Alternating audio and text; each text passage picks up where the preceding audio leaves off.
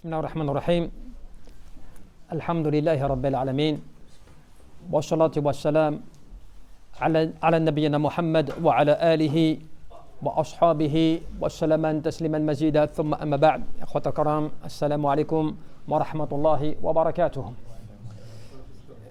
إخوة الكرام فإن الله سبحانه وتعالى ذكر لنا في كتابه العظيم وقال ربكم أدعوني أستجب لكم إن الذين يستكبرون عن عبادتي سيدخلوا جهنم داخرين أو كما قال النبي عليه الصلاة والسلام أيضا في الحديث الدعاء هو العبادة يعني إنكم تدعون سميعا قريبا.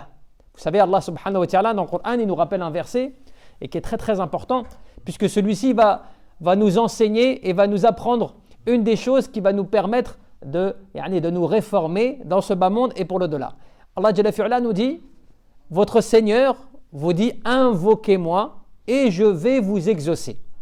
Donc dans la formulation, Allah Jalla fi'ala nous informe d'une chose qui n'est pas, c'est-à-dire qu'il n'y a pas de doute.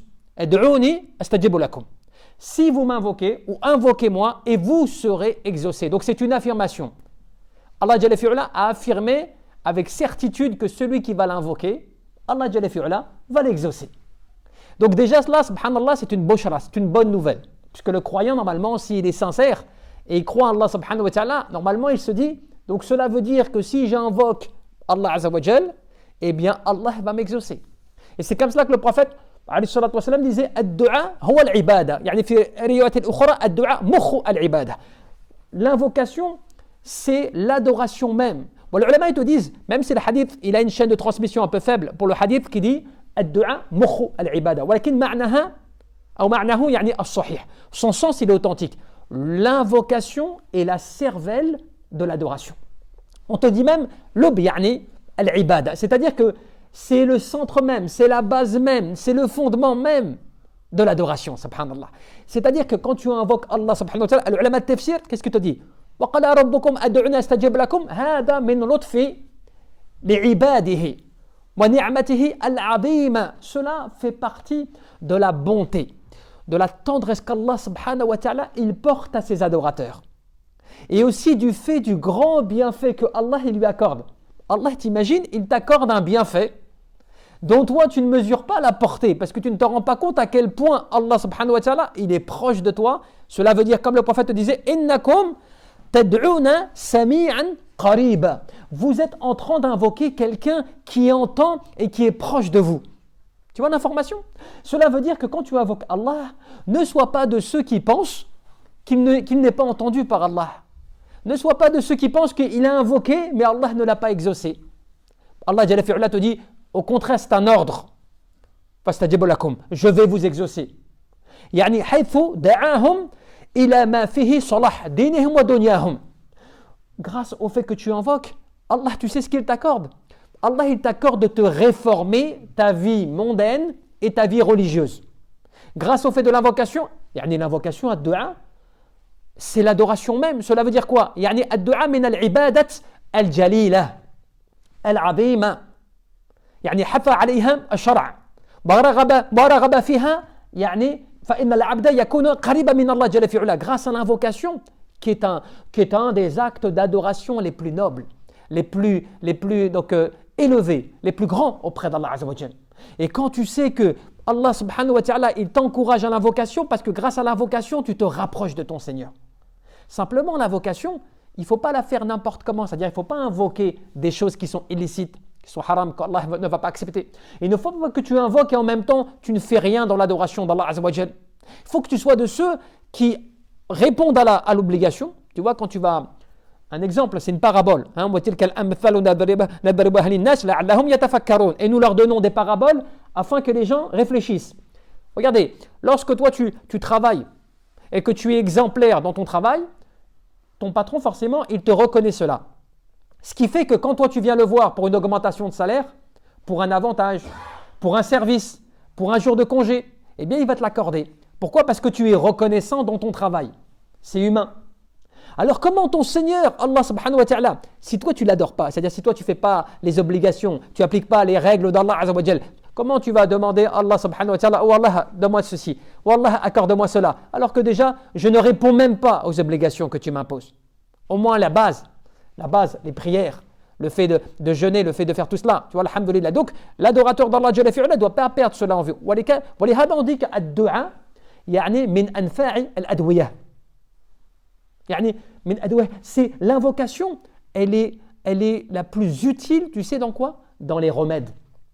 Des fois, toi, tu penses que tu vas trouver une solution en demandant aux gens, ou bien si tu as plus d'argent, ou bien si tu as plus de pouvoir, alors que tu oublies que l'invocation, c'est le plus grand remède. C'est parce que le ulama te dit ad-du'a, yani anfa' ad-du'a wa a'damahu du'a al-Fatiha.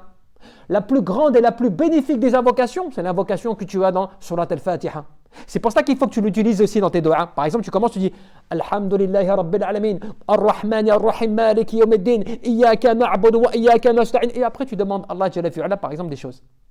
Tu as utilisé la plus grande et la plus puissante des sourates, Al-Qur'an, la mère du livre, pour l'invoquer. Parce que fiha, yani dans cette sourate, qu'est-ce que tu as? Tawhid al-Rububiyyah, wa Tawhid al-Uluhiyyah, wa Tawhid al-Asma wa Sifat. Tu as l'unicité d'Allah subhanahu wa ta'ala par le fait de sa seigneurie. L'unicité d'Allah subhanahu wa ta'ala comme quoi il est le Seigneur des mondes, il est celui qui a tout créé. Le fait que tu as dans cette sourate aussi, le fait, eh bien, des noms et attributs d'Allah azza wa jal. Lesquels? Ar-Rahman, Ar-Rahim, Malik Yawmiddin, tu vois, Al-Malik. Tu utilises parmi les plus grands noms d'Allah subhanahu wa ta'ala. Et c'est comme cela que quand tu réfléchis à ad-du'a, huwa al-ibada wa ad-du'a, au point même, regarde bien, des fois toi, c'est comme tout le monde, on est tous les mêmes. Dans ce bas monde, on vit des choses. On ne contrôle pas ce qui peut se passer demain. On n'a pas de contrôle sur cela. Allah Jalla fi'ala, il te dit, par le biais de son prophète, La yurad al-qadar illa bid-du'a. Wa la yazidu fil umur illa al-birr.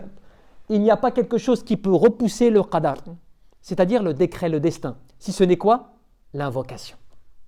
Qu'est-ce que cela veut dire?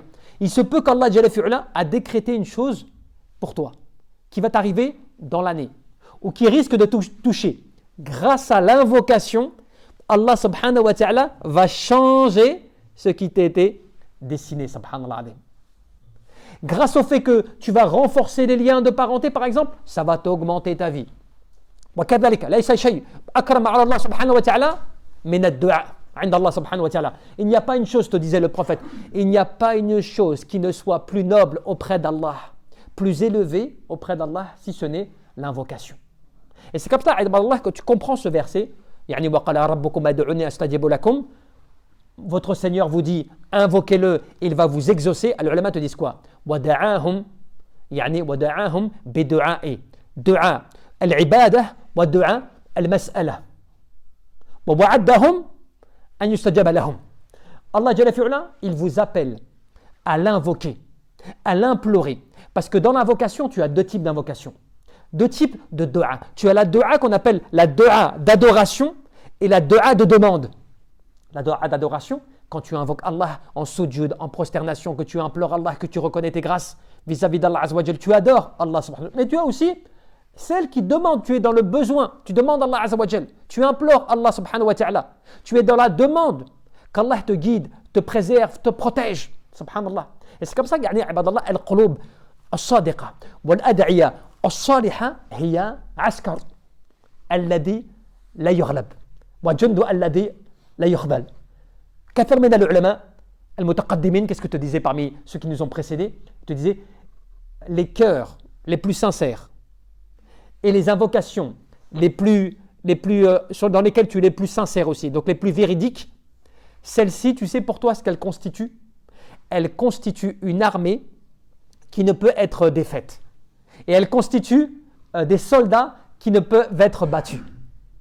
يعني بالدعاء من أنفع يعني الدعاء كذلك الدعاء comment Allah Jalla fi'ala va exaucer ton invocation يعني في الحاح الدعاء par le fait que tu vas insister dans ton invocation.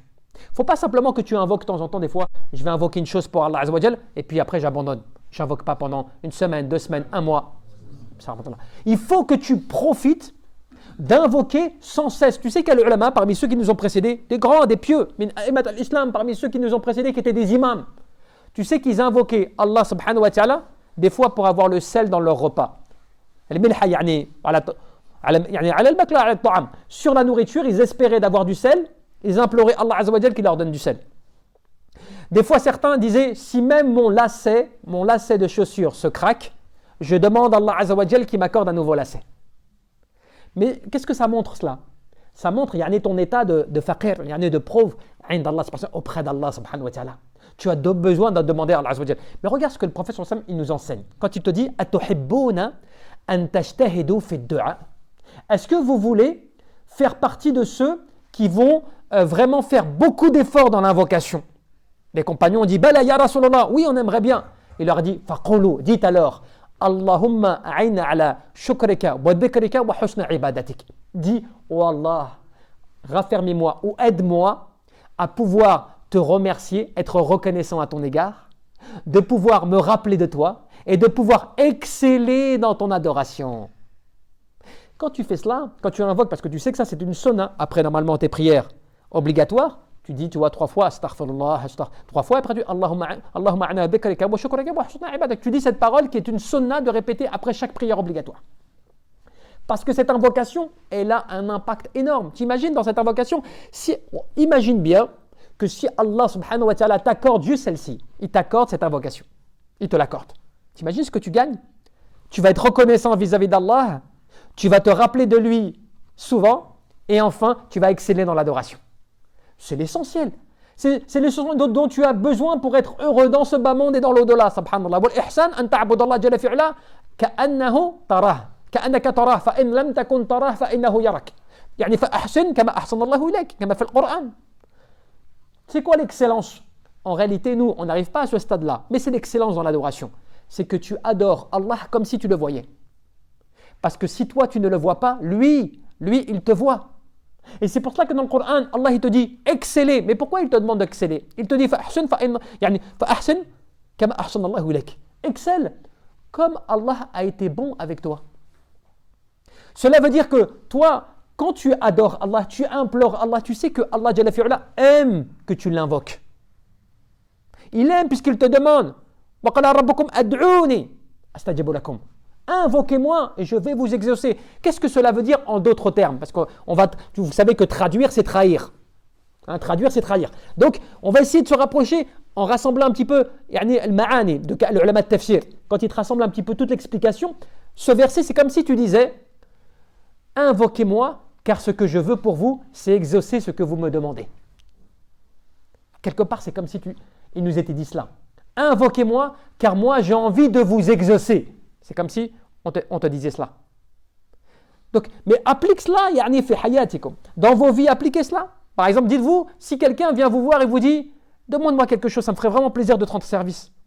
Non, demande-moi ce que tu veux et j'ai envie de te rendre service. Mais vous n'allez pas hésiter.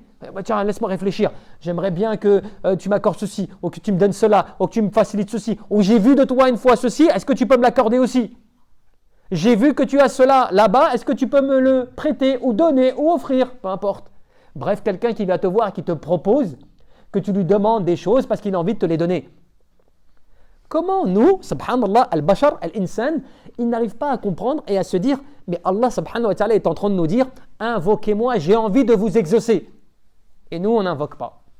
Tu vois? Nous, quand on a un problème, on va invoquer, mais on va pas être dans l'insistance. Allah Jalla fi'ala, il aime que tu insistes. Parce que quand tu insistes, tu montres de la sincérité. Quand tu insistes, tu montres que tu veux plaire à Allah Azza wa Jal. Et c'est pour ça que regardez ce hadith, comment il est aussi magnifique. Quand un jour un homme, ja'a ar-rajul ila an-nabi alayhi salatu wa sallam, il dit Ya Rasulullah, ay ad-du'a asma'u.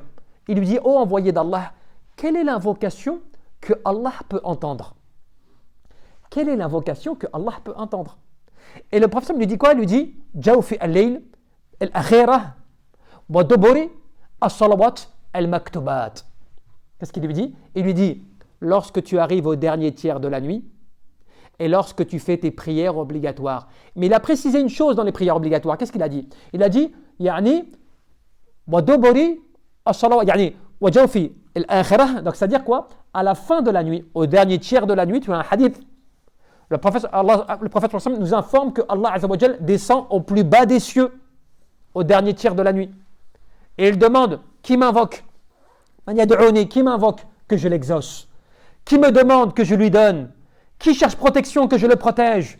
Donc, si toi, des fois, quand tu as un peu le temps, tu peux te lever une demi-heure, 40 minutes, 20 minutes, une heure, peu importe, comme tu veux, avant le dernier tiers de la nuit parce que tu as des besoins, tu veux demander à Allah Azza wa Jal, profite de ce moment.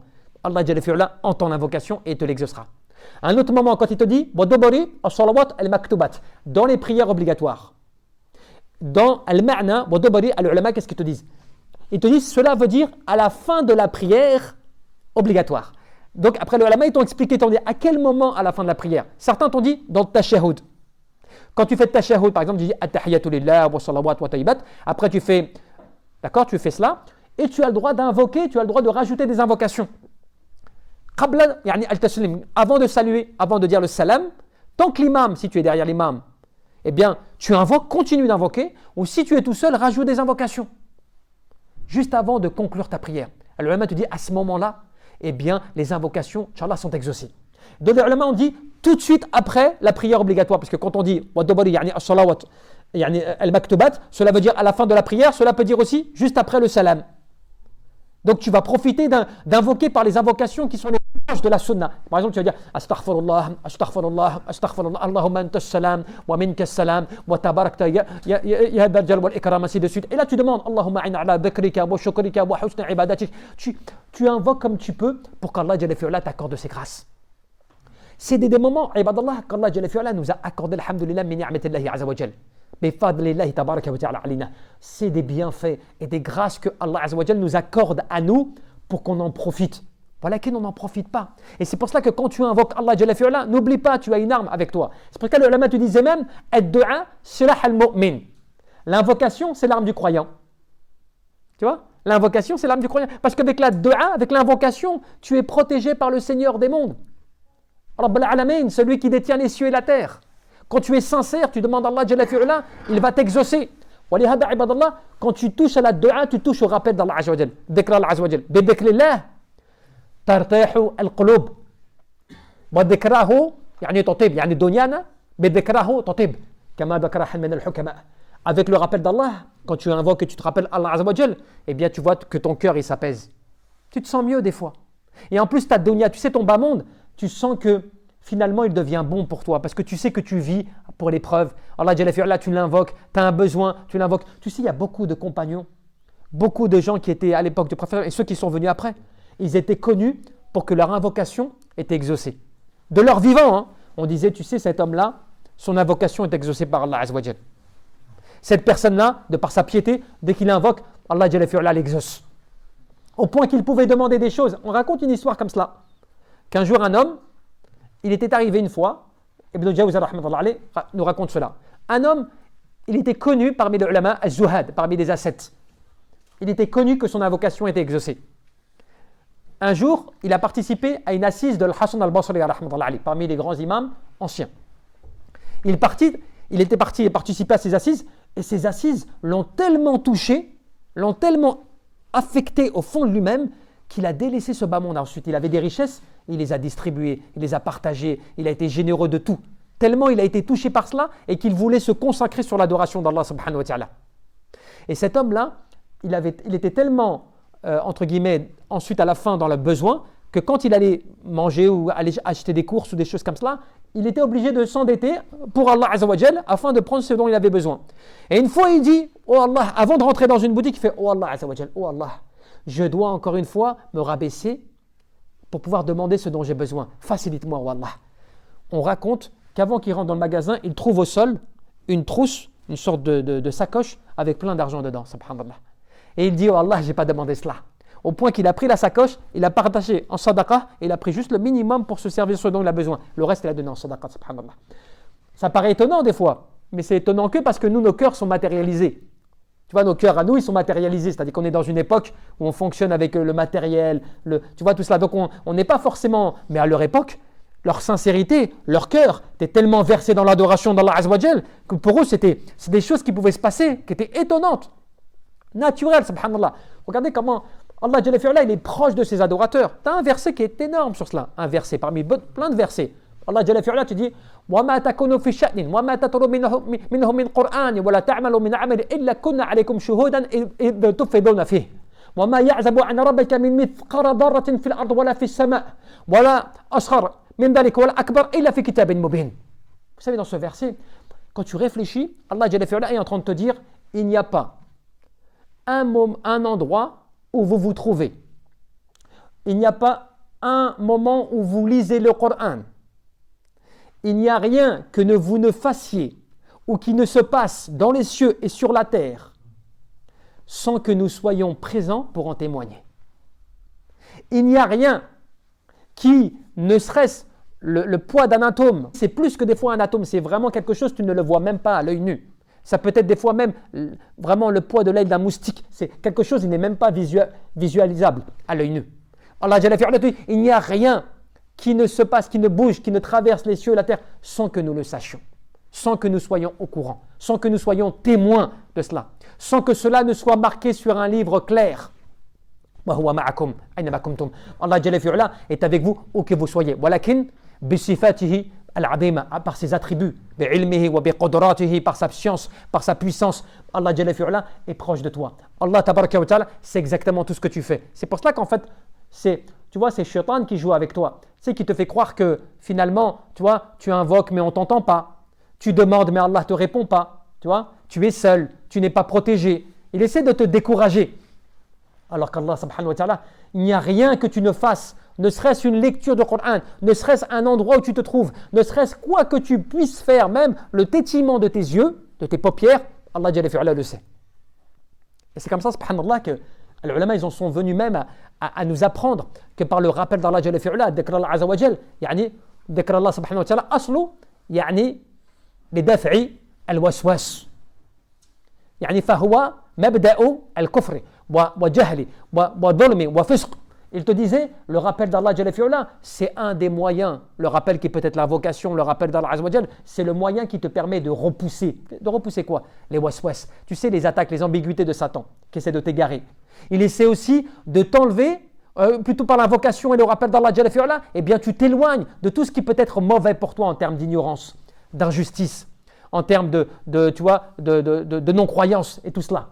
Allah Jalla fi'ala va te protéger. Grâce à quoi? Au fait que tu vas invoquer, au fait que tu vas implorer. Mais il ne faut pas que tu perdes de vue cela. Il faut que tu comprennes ce verset, que tu l'appliques dans ta vie. Quand Allah Jalla fi'ala te dit Fadhkuruni adhkurkum washkuril wa la takfurun ya ayyuhalladhina amanu ista'inu bis-sabr was-salah inna Allah ma'as sabirin. Rappelez-vous de moi et soyez reconnaissants. Rappelez-vous de moi, je vous récompenserai. Rappelez-vous de moi et je me rappellerai de vous. Fa innal jaza min jinsil amal. Tu vois, Allah Jalla fi'ala te dit, ô vous les croyants, recherchez le secours et la patience dans quoi? Dans la prière. Tu vois, dans la prière. Pourquoi? Parce qu'Allah Jalla fi'ala aime. Allah est avec qui? Est avec ceux qui font preuve de patience. Parce que vous savez, Allah Jalla fi'ala yuhibbu al-muhsinin, wal-muqsitin, wal-sabirin, wal-muhsinin. Allah Jalla fi'ala, il aime tout cela. Et il aime ceux qui font preuve de patience. Il aime ceux qui font preuve d'excellence. Il aime ceux qui font preuve de justice. Allah Jalla fi'ala, il aime tout cela. Plus tu fais des actes et plus tu implores et tu enseignes, même à tes enfants, à tes proches, tout ce qui peut être bon pour eux, qui va les servir, qui va leur servir, fait de dunya wa fil akhirah. Ad-du'a ibadallah, yani huwa al-ibada, c'est l'adoration même, au point que les ulama te disent quoi? Comme dans un hadith, yani ad-du'a fa inna ad-du'a, professeur il te dit ça, fa inna ad-du'a yanfa'u li daf'i, yani yanfa'u li daf'i, ou plutôt yanfa'u mimma nazal wa mimma lam yanzil. Wa alaykum ibadallah bid-du'a. Le prophète te dit quoi? Il te dit l'invocation, elle est utile pour ce qui descend des cieux comme de ce qui ne descend pas des cieux. Donc, ô serviteurs d'Allah, soyez proches de l'invocation. Qu'est-ce que cela veut dire? Cela veut dire que quand toi tu invoques, grâce à ce que Allah Jalla fi'ala fait descendre des cieux, c'est quoi qu'il fait descendre des cieux? C'est ce qu'il a décrété. C'est ce qu'il décide de faire descendre. C'est des fois des calamités.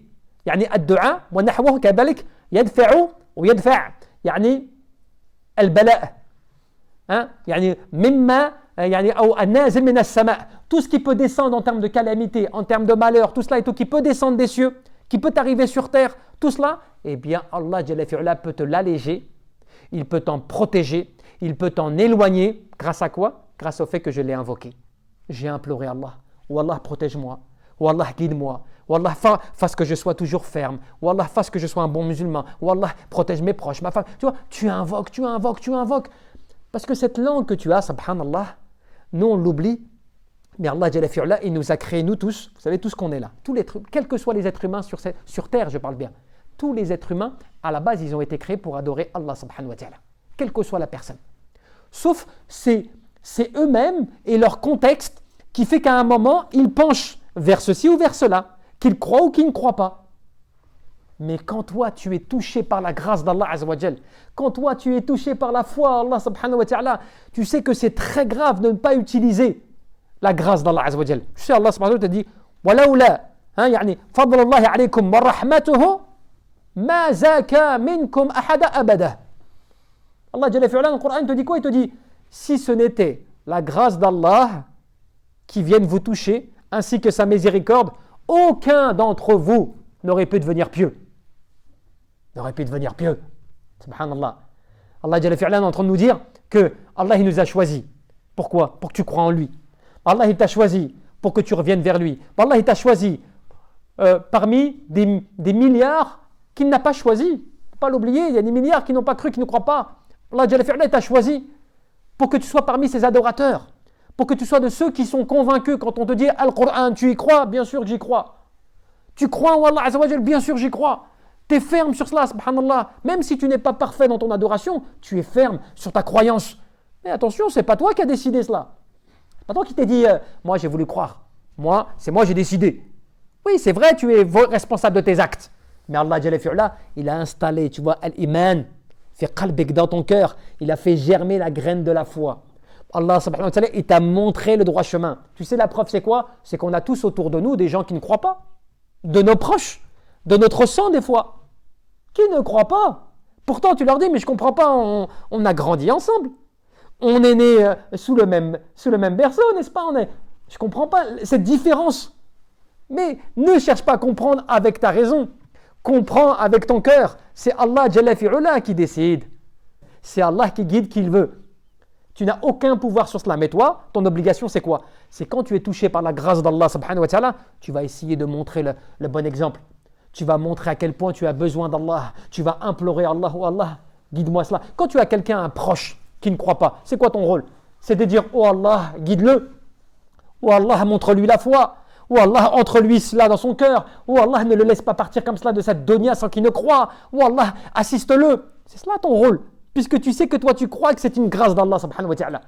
Donc, tu n'oublies pas cela, tu vois. Et c'est comme ça que quand tu vis avec cela, ibadallah, même chez toi, quand on parle comme cela, qu'on parle chez nous, qu'on parle avec nos proches, avec nos enfants, il ne faut pas oublier que, comme le rappelait Ahmed al-Hukama, un de nos sages, il disait « Lam yakun aktharu yani tatawa' an-nabi alayhi salatu wassalam yani ma'a ashabihi al-kiram bi kathrati as-sum was-salah bal bi birri al-qulub wa taharatiha wa salamatiha wa ta'alaquha billah subhanahu wa ta'ala » Qu'est-ce qu'il disait? Il disait « Sachez que vous savez, les assises ou le temps ou la principale activité du prophète et de ses compagnons dans l'adoration d'Allah, ce n'était pas de faire de nombreux jeûnes, tu vois, de jeûner et de faire de nombreuses prières. Ce n'était pas cela, sa principale activité. Et il précisait, il disait, leur principal souci était la purification du cœur, était le fait de soumettre son cœur à l'adoration d'Allah Azza wa Jal et de faire en sorte que leur cœur soit toujours en relation et attaché à Allah subhanahu wa ta'ala. Ça, c'est le plus dur, ibadallah. C'est le plus dur, hein? Parce que des fois, tu peux venir à la mosquée, tu peux prier à la mosquée, tu peux faire tes prières, il n'y a pas de problème, mais ton cœur, il est détaché d'Allah. Des fois, tu peux faire tes obligations, tes 5 piliers de l'islam, pourtant, eh bien, tu commets des péchés tous les jours. Il se peut que des fois, tu vas faire plus attention pendant le mois de Ramadan, parce que tu sais que c'est le mois de Ramadan, et les shayatins, toi, sont attachés. Donc, tu as un peu plus de force à résister. Mais quelques habitudes vont rester de ce que tu fais dans l'année. Toi, ton regard qui se balade, ce que tu écoutes qui est haram, des choses comme cela, tu as du mal quand même à résister par rapport à cela. Parce que ton cœur, il n'est pas assez travaillé. Et c'est pour ça, ibadallah, qu'on oublie, tous ensemble, on oublie que l'adoration d'Allah, le fait d'être fervent avec Allah subhanahu wa ta'ala, le fait de te consacrer à cela, c'est comme un sportif de haut niveau. Ou un sportif en tout cas qui garde le rythme. Qu'est-ce que cela veut dire? Cela veut dire que, est-ce que tu crois que quand il faut que tu montres de ta sincérité, de ton adoration d'Allah subhanahu wa ta'ala, tu peux comme ça arriver un matin et dire c'est bon, je suis prêt. À Ramadan, il arrive, certaines personnes, des fois, c'est la veille. à 22 heures, qui commence à se préparer psychologiquement à engager le mois de Ramadan. Bon, à partir de demain, je vais commencer à jeûner. Ok, bon, il faut que je fasse attention. Tu vois, c'est normal qu'après tout le mois de Ramadan, quand tu vas le démarrer, tu vas être loin. Tu vas mettre à peu près 15 jours à t'adapter au mois de Ramadan par rapport aux bonnes actions. Parce que tu n'es pas prêt. Mais normalement, regarde, chauffe, al-ulama, ceux qui nous ont précédés, qu'est-ce qu'ils disaient? Ils disaient, ils imploraient, bid-du'a, avec l'invocation, ils imploraient Allah subhanahu wa ta'ala pendant 6 mois que Allah leur accorde d'accéder au mois de Ramadan. Et quand ils avaient appliqué le mois de Ramadan, ils imploraient pendant 6 mois que Allah accepte eux Ramadan qu'ils ont passé. Donc, qu'est-ce que cela veut dire? Toute l'année, ils sont en train d'invoquer. Toute l'année, ils sont en train de demander à Allah subhanahu wa ta'ala. Tu vois, Allah, permet-moi d'accéder à Ramadan, et quand il est arrivé, Allah accepte ce que j'ai fait. Cela est valable pour tout. Dans l'année, toute l'année, on doit être en rappel. Tu vois, des situations de rappel, tu dois tout le temps, comme un sportif qui s'entraîne quand il va à la compétition, quand il va, tu vois, à la Coupe du Monde et des choses comme cela, il n'attend pas la veille pour aller là-bas et pour dire c'est bon, je vais gagner. Non, il s'est préparé pendant des mois avant. Il s'est sacrifié de ses loisirs, de ses journées, alors que ses amis partaient dehors, s'amusaient, des vacances. Non, lui, il se privait. Il était enfermé dans une salle de sport ou sur un terrain, tu vois, en train de s'entraîner parce qu'il sait qu'il a un objectif à atteindre. Il ne peut pas se permettre de baisser le niveau. Et bien de la même manière, l'adoration d'Allah subhanahu wa ta'ala, bil ikhlas wa l'amal salih, elle nécessite de ta part que tu te prépares, que tu sois prêt à chaque fois, que tu révises ton adoration d'Allah subhanahu wa ta'ala, que le soir tu te fasses un bilan. Qu'est-ce que j'ai fait dans la journée? Est-ce que j'ai imploré Allah azza wa jal? J'ai commis des péchés, il faut que je demande à Allah, c'est pour ça qu'il me guide. D'où l'importance de Surat al-Fatiha, comme je vous l'ai dit. Ihdina sirat al-mustaqim, Surat al-ladina an'amta alayhim. Tu vois? Oh Allah, guide-moi sur le chemin, tu vois, de la droiture, le chemin de ceux que tu as comblés de bienfaits. Manhum, qui sont ces gens-là? Minan nabiyyin, wa siddiqin, wa shuhada, wa salihin, kama dhakara dhalik fi ayatil ukhra, dans un autre verset. Ceux qui sont parmi ceux qui ont été comblés des bienfaits d'Allah subhanahu wa ta'ala, ce sont qui? Comme c'est mentionné dans un autre verset coranique, parmi les prophètes, parmi les martyrs, parmi les véridiques, parmi, tu vois, ceux qui sont sincères à l'égard d'Allah subhanahu wa ta'ala. Tu demandes à Allah jalla fi'ula qu'il t'accorde d'être parmi eux. Walakin ibadallah, pour terminer, pour conclure un peu cette situation, ce rappel, c'est pour dire quoi? C'est pour dire, subhanallah, que l'invocation, c'est quelque chose, ce n'est pas pour rien que le prophète a dit ad-du'a huwa al-ibada. C'est en fait l'adoration même. Tu implores. Tu sais que même Surat al-Fatiha, le nom de la prière, plutôt de la prière c'est quoi? Ma'naha, ad-du'a. C'est une invocation. Parce que dans la prière, même quand tu fais ton takbir, tu récites al-Fatiha, tu fais sujud, tu fais ruku', tu fais tashahhud, tu invoques. Tu invoques et tu glorifies Allah subhanahu wa ta'ala. Donc le sens même du mot prière en arabe, dans la lughat al-arabiyya, eh bien, c'est en référence à l'invocation d'Allah subhanahu wa ta'ala. Et c'est comme cela que, quand tu réfléchis à cela, tu te rappelles que toute occasion est bonne pour invoquer Allah subhanahu wa ta'ala, de lui demander ce dont j'ai besoin, de me rappeler ce verset wa qala rabbukum ad'uni astajibu lakum, de me rappeler le verset où Allah jalla fi'ala te dit hal adullukum ala tijaratin tunjikum min adhabin alim tu'minuna billahi wa rasulih وتجاهدوا في سبيل الله بأموالكم وأنفسكم ذلكم خير لكم إن كنتم تعلمون. Tu vois? Voulez-vous que je vous propose ou vous donne un commerce? Nous dit Allah subhanahu wa ta'ala dans le Coran, un commerce, tijara, une transaction commerciale qui vous protège du châtiment du feu de l'au-delà. Et il nous dit, croyez en Allah et en son prophète. Luttez, dépensez de vos biens et de vos personnes. Pour qui? Pour Allah subhanahu wa ta'ala. Voilà un très grand bienfait, ou voilà un honneur de bienfait pour vous, si vous le saviez. Allah Jalla fi'ala dit, si vous en aviez connaissance, si vraiment vous êtes conscient de ce qui vous est accordé, eh bien vous le sauriez. Vous ne le regretteriez pas, cela, subhanallah. Tu vois? Et on demande à Allah subhanahu wa ta'ala qui nous guide, inshallah, sur cette pratique, inshallah. Nas'al tabaraka wa ta'ala an yarzuqana al-ikhlas fi al-qalb wal-amal wal-niyyah. Allahumma nas'aluka al-jannah wa nastajiru bika min an-nar.